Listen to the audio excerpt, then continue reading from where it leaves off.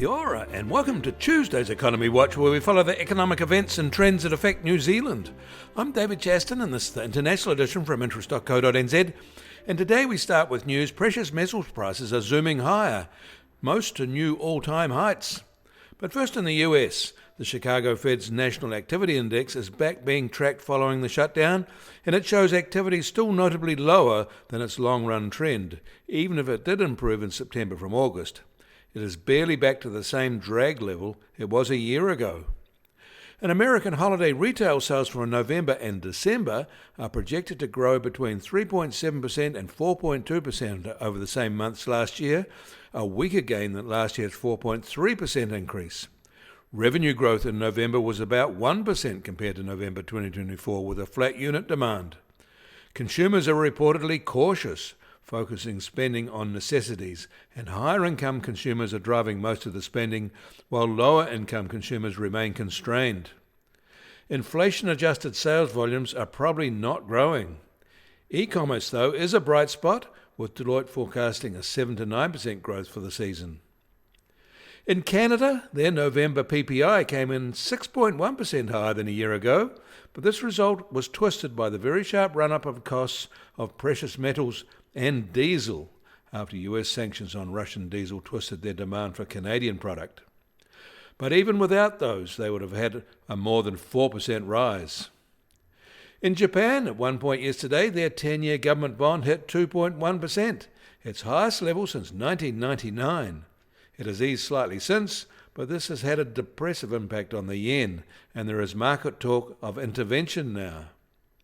In China, their central bank held key lending rates at record lows for a 7th consecutive month in December, as expected.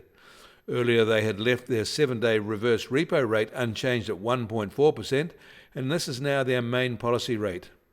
They seem to have less intentions for more monetary stimulus, as the economy looks like it's on track to meet this year's growth target of around 5%. And staying in China, they have slapped some substantial duty penalties on certain EU dairy products. The claim is that the French and Dutch subsidise their production. Although these new duties are relatively narrowly targeted, it will be a major trade escalation in the eyes of the EU. And we should also note that India and New Zealand have agreed a new substantial free trade deal. Almost all New Zealand business groups have welcomed the breakthrough, which the Indians are using as a benchmark for deep agreements with other countries. But 2026 is election year in New Zealand, and one party, New Zealand First, is using the deal to promote its anti-immigration credentials. The US Treasury 10-year yield is now at 4.17%, up 2 basis points from this time yesterday. And the price of gold will start today at $4,437 an ounce, up $99 from yesterday, and easily a new record high. Silver surged too, up $2 to just under $69 an ounce, and also a new record high. Platinum hit $2,115 an ounce earlier today, and approaching its 2008 record highs. American oil prices are up almost $1.50 from yesterday at just under $58 a barrel, while the international Brent price is now just under $62 a barrel. And the Kiwi dollar is up 40 basis points from yesterday, now at just under 58 US cents. Against the Aussie, we're unchanged at 87.1 Australian cents. Against the euro, we're up 10 basis points at 49.3 euro cents. That all means our trade-weighted index starts today at just under 62.1 and up 30 basis points from yesterday. And the Bitcoin price starts today at $89,163 and up 0.9% from yesterday.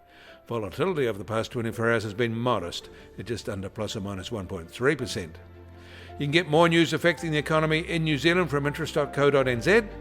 Kia ora, I'm David Chaston, and we're taking a short break, and we'll be back on Monday, December the 29th with another update.